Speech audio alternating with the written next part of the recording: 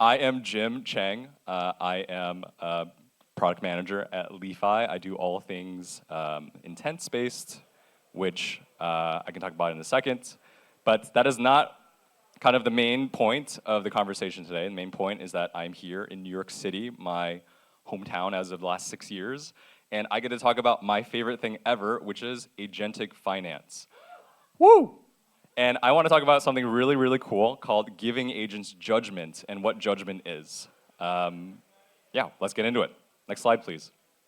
Woo! Scrolling transition. All right, the background. The entire agentic field is ripping hot, right? We're talking about Ramp, Coinbase, Stripe, OpenAI, all these people who have been speaking today. They are talking about how interesting agentic finance is, how we can give agents money to automate all these workflows, right? But the issue is that all of them are thinking about one specific thing, and they're talking about spending money, right? When we look at Ramp, when we look at Coinbase, they all want to just give an agent money so that they can spend it, because that is the most important thing about spending, right? We gotta spend more and more and more. Next slide, please. Let's go. But the question I always found very interesting is, does spending make an agent intelligent, right? When people say smart money, when people say making money think, that means they want to make it intelligent, right? But when you think about what spending means and what it means to give an agent the spending ability, you're kind of thinking about a dog, right? And very good boy up on the screen. You give a dog $5, and you have the dog go to your local coffee shop. Dog comes, barista says, oh, that's really cute, here's a coffee. Straps a coffee on the back of the dog. Dog comes back home. You go, oh my God, this dog is so capable of spending money, right? They must know how to do everything about money. No. What you did was that you gave the dog an order, you gave the dog the ability for you to pre-fund it, and then the dog did the order and they came back, right? And so that is what agents do right now, but I would not really call that smart money or intelligent money. Next slide, please. And so here's what I think intelligence should do. Instead of an agent ordering your groceries, an agent should know whether or not you should eat specific things when they order. Instead of an agent having hard spending limits, it should have a rough budget and an objective, right? You're not giving your marketing agency $50,000 for an event, and you're saying, hey, make an event, and they just end up spending $50,000 on swag, right? Like, that's not an event. An event is like having a space, having speakers, having sponsors, all these things. And so there's intention behind it. There's a holisticness behind it. When an agent books a flight, we applaud, right? Claude booked a flight. That's really cool. Well, it's not really that great because they just bought the closest ticket that they found. It's much more interesting if they plan a whole itinerary and they wait for the right prices to fall within your budget. And so it's not so much interesting that an agent buys, is that it doesn't buy if it's not needed, and it buys when it's the right time. Next slide, please. And so for me, I've thought about this a lot. Intelligence is about executing, it's about spending, but in addition to 2 layers. It is about judgment, so determining whether or not to spend, and it's about self-learning. It's about learning from past mistakes or past successes and determining what it's able to spend going forward. And that's something that I've spent a lot of time over the past half year thinking about. Next slide, please. And so you may be standing here and thinking, okay, cool, that's a very interesting thought experiment, right? That it's not about spending, it's about judgment, it's about intelligence, it's about not spending. Does it really matter? And so I figured the best thing for me to do was to run a personal experiment. And so my hypothesis was that if I added a judgment agent in front of all of my expenditures, I would actually improve my life, right? And so I think the best thing that I could have done was basically apply that towards all of my goals.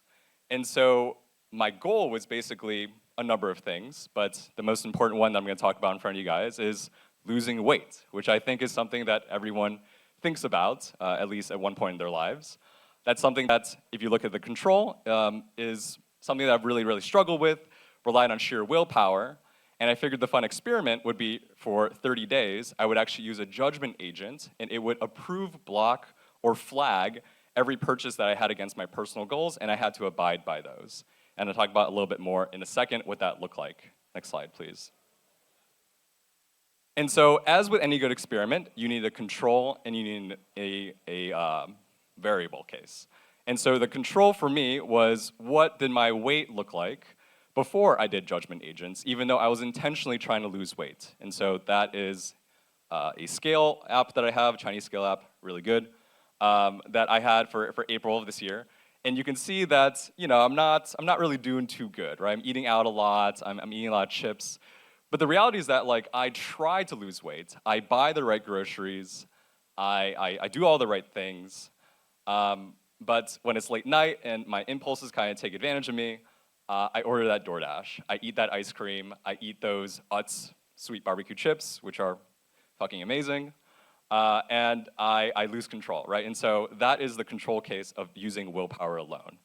Next slide, please. So I did what any normal, sane, not agent psychosis going through guy would do, and I built a multi-agent system with a separation of concerns. And so on the left-hand side, you have the judgment agent, which I call caretaker. Caretaker is, for all intents and purposes, some flavor of an open cloud or Hermes, and I would interact with it through Telegram, right? And this has a memory system, and so it understands all the goals that I have. In this specific case, I talked about losing weight. And after I would go through in a conversation with caretaker, it would approve or reject one of my expenditures. If it blocked it, of course, I couldn't do anything, but if it approved it, I was able to go into the execution side. Now, the execution side is pretty similar to what other folks have talked about on this stage before, but what I find really interesting is that I basically modularized it into different pieces such that there was no overrides possible, right? And so on the right-hand side, I have a smart account, which I call Kibble, something that I announced a couple months ago publicly. Basically, a smart account on chain that holds USDC on Base. What it does is that there are a number of funding agents that kind of take control of different ways you can fund things. So you can fund things on crypto using USDC. You can fund things on fiat using kind of like ACH rails. You can also preload debit cards using Lasso Finance. And so you can actually fund crypto into these prepaid debit cards. But all to be said, they're like the financial funding rails for my agents to do. And then afterwards, I had a whole swath of agents that I built that would basically spend things for me. It would buy my groceries. It would order DoorDash.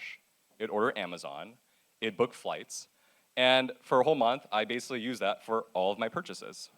And there's a yield agent too, but out of scope of this talk. Next slide, please. And this is what the UX kind of looked like. And so you could see here, if I'm wavering, and if I ever want to have a purchase, I can talk to caretaker.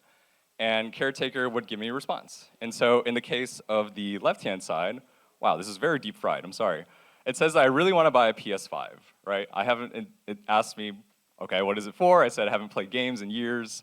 I'm bored. And it's like, nope, you can't buy that because you're trying to save money. You don't want to buy a PS5. You're never going to play it. And I said, okay, I won't buy it then. But on the right-hand side, if I do things like, hey, like every week I have a meal prep grocery plan that I need to adhere to in order to lose weight, it would be happy to do so. It would run through my grocery agent, which is basically running a headless browser, going and buying things on various grocery stores, and if it's sold out, it goes to another grocery store. So it's like a triage system, basically. And that was a pretty straightforward one. There's some not straightforward ones, like sometimes I really want to eat out, I want a Greek food, and so I'd have an argument with it. It would eventually capitulate, and then always, after I override it, it would ask me the next day, hey, did you regret that override? Did it go against your goals? And I would say yes or no, and I usually said yes, that I did regret that purchase, and it would remember that. Next slide, please. It means, yeah, it would just block it next time, basically. And it's all executed using Kibble, which is a smart wallet system that I built that I talked about at length, so we don't need to talk too much about this page. Next slide, please. And what was the result? I lost 10 pounds in a month.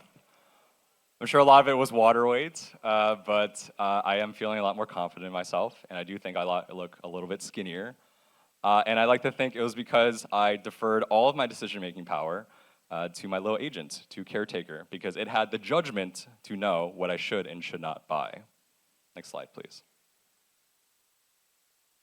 And so for me, judgment is the new frontier of agentic commerce, right? How do we take this experiment, how do we put it into a more scalable use case? How do we have individuals have goals which they can outsource all their decision making to caretaker or another agent, and that helps them achieve their goals? How do we do this in a business context, in a team context, right? How do you give it to marketing agencies, to other agencies, and ensure that they're able to actually execute their job? One piece that I didn't flag is that there's also a point of sale component. Obviously, when I'm out and about, I can't be texting caretaker to buy me things. This is purely an online context, and so thinking about what a point of sale context looks like is really, really helpful. For the past 30 days, I haven't really bought anything in person, which is kind of weird. And there's a bunch of other questions I think about from like a research paper context that I'm still in the process of writing, but that is what I'm thinking about. This is not a silver bullet, not an end-all be-all, just a fun personal experiment that I'm trying to expand on. Next slide, please. And so I'll leave you guys with this. I think everyone's been building tools to make us spend more easily. I don't know if that's always the right thing.